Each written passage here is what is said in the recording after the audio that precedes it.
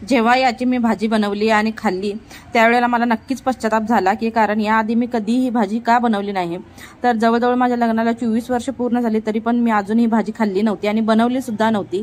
तर ज्या वेळेला आमच्या शेतामध्ये हे फळ उगवलं म्हणजेच आपला जो भोपळा आहे कच्चा भोपळा तो माझ्या मिस्टरांनी आणून दिला आणि ते म्हणायला लागले की या भोपळ्याची म्हणजे भाजी जी आहे तू बनव।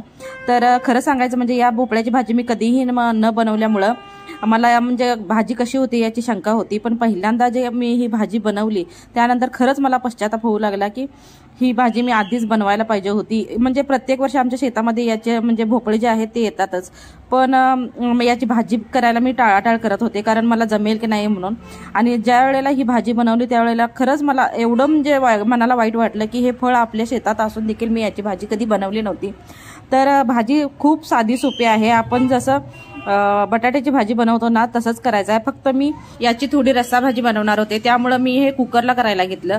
जर तुम्हाला रस्सा भाजी बनवायची नसेल तर तसेच तुम्ही फक्त एक शिंतोडा देऊन वाफेवर देखील कढईमध्ये किंवा भांड्यामध्ये 5 मिनिटं वाफवून याला पटकन भाजी आपण बनवू शकतो। पण याची मी थोडीशी रस्सा भाजी बनवणार आहे म्हणून मी आता याला फक्त कुकरमध्ये 1 शिट्टी दिलेली आहे आणि 10 मिनिटं जे आहे कुकर मी गार करण्यासाठी ठेवला होता। आणि इथं तुम्ही पाहू शकता मस्त अशी छान अशी गरगरीत जी आहे आपली भाजी जी आहे ती तयार झाली आहे। अशी साधी आणि सोप्या पद्धतीने एक वेळेस भोपळ्याची भाजी जी आहे ते बनवून बघा आणि आवडलं तर आपलं चॅनल नवीन आहे जाता जाता चॅनलला सबस्क्राईब करायला विसरू नका। धन्यवाद।